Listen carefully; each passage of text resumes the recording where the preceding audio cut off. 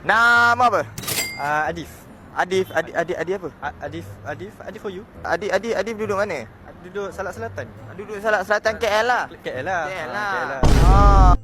Soalan paling famous. Pernah bercinta tak? Oh, pernah. Dengan dia lagi ke dah putus lah? Dah putus lah. Dah putus lah. Gentle? Gentle. Tak ada yang baru ni? Ada. Ada? Oh, tapi yang lama dah putus lah? Yang lama dah putus lah. Macam mana boleh putus dengan yang lama tu? Memang musim lah. Memang musim lah. Musim curang lah. Musim curang? Oh, dia curang lah? Curang lah. Wah, dia curang? Lepas tu, macam mana dia curang ni? Kantoi lah. Dia post kat TikTok. Dia post kat TikTok memang dia Memang post. sengaja nak nampak kot. Nak tunjuk yang dia curang kot. Kira dia memang sengaja nak tunjuk yang kau dia curang lah macam tu. Dengan orang lagi pendek daripada aku. Sama pendek lah tu. Serius lah? Serius. Apa reaction kau time tu? Reaction aku macam, oh tak apa lah. Sebab lagi tu kan lagi berkejaya lah. Main PUBG pun power. Dia tu main PUBG power. Tapi sayang lah, lepas curang kena tinggal.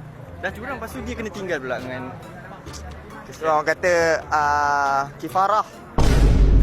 Contoh kalau yang lama tu tengok video ni, apa yang kau nak cakap kat dia? semoga kena curang balik lah.